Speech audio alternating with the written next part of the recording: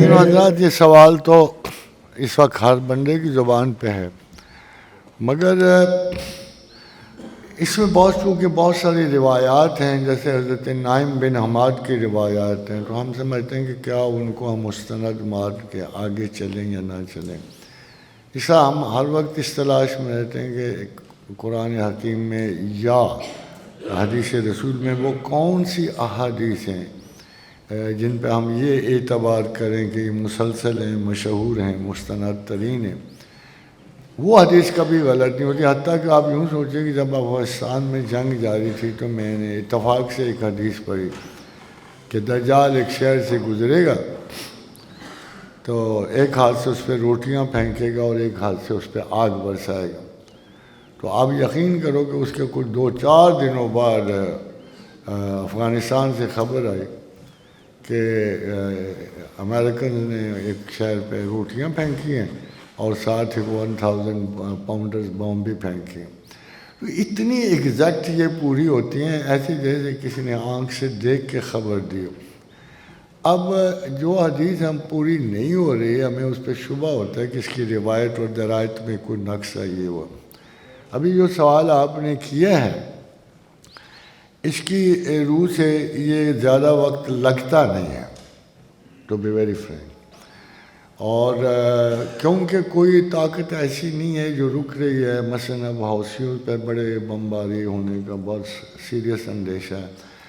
مگر جو ہماری خبر ہے کہ اسرائیل نے، جو پکی خبر ہے جو ہمیں دنیا سے نہیں ملی،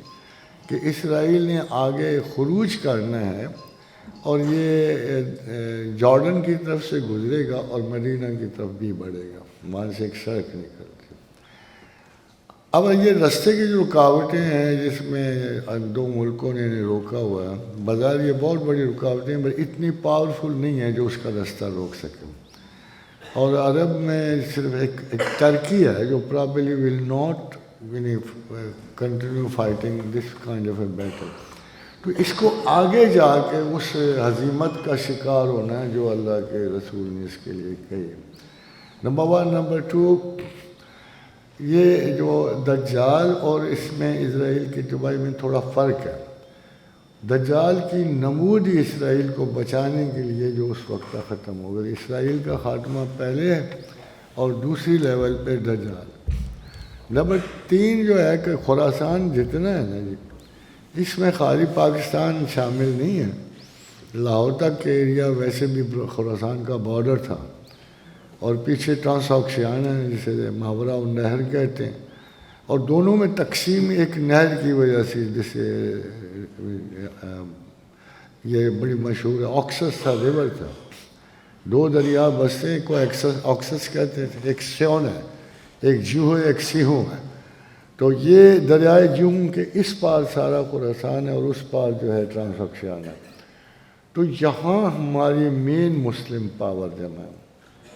تو وہاں بھی آثار لگتے ہیں کہ جیسے ابھی آپ کو بنگلہ دیش کی چینج کو ہم وہ چینج نہیں سمجھتے جو سیاسی ہو،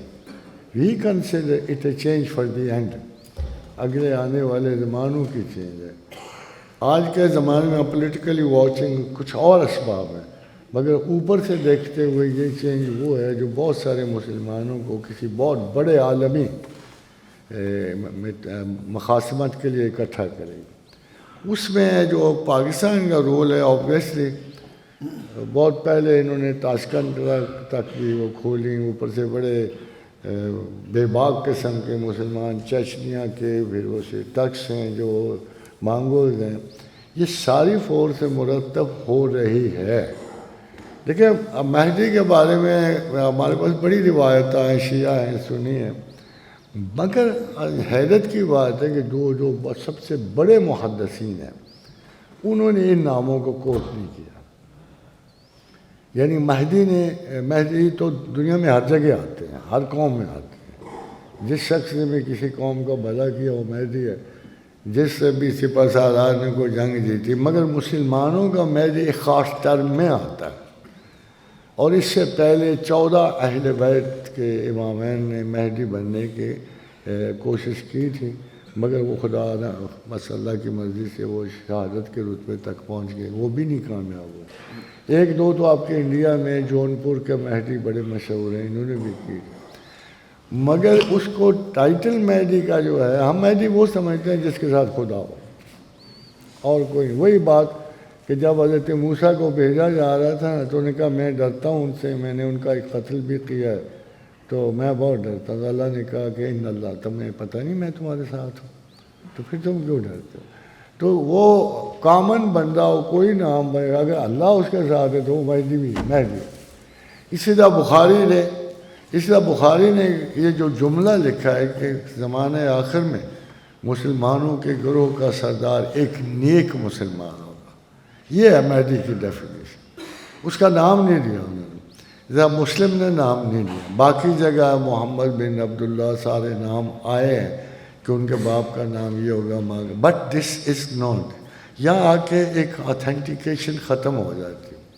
سملرلی جب ہم اس جنگ کے بارے میں آتے ہیں، آتھینٹیکیشن جو ہے وہ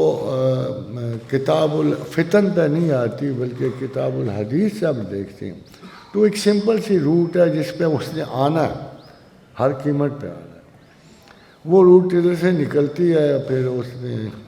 ادھر سے چڑھنا ہے اوپر، یہ یمن کو سزا دینے کے لیے آگے گھسیں گے، اس سے اگلی ایک جگہ جہاں ان کا خاتمہ۔ مثال اب اس وقت اس کے ساتھ وہ نہیں ہوگا، دجال نہیں ہوگا اس وقت، مگر جب یہ واقعہ پیش آئے گا تو سڈنلی، اور آپ کے کو ایک بڑے مزے کی بات بتا رہا ہوں کہ حضور صلی اللہ علیہ وسلم کا ایک فرمان گرامی ہے جو بڑا زندہ دلانہ سا لگتا ہے کہ آپ نے فرمایا کہ دجال گدھے پہ سوار آئے گا۔ اگر آپ یقین کرو گے دجال گدھے پہ ہی سوار ہے، کیونکہ دنیا میں صرف ڈیموکریٹس کا سمبل گدھا ہے، تو وہ گدھے پہ سوار ہے۔ یہ ایک کرائسس شروع ہی انہی کے زمانے میں ہوا ہے، اور میں آپ کو بتا رہا ہوں نا کہ اگر حضور کی زبان سے اگر کوئی کامن لفظ بھی نکل گیا تو وہ اسی طرح پورا ہوگا جیسے حضور کے فرمان سے۔ تو اس لیے آج سے دیکھتے ہیں we are aware of everything 3 years 5 years، اگر بیچ میں کوئی وقفہ آ گیا تو 7 or 10 years ہے، بس اتنا ہی ہوتا ہے۔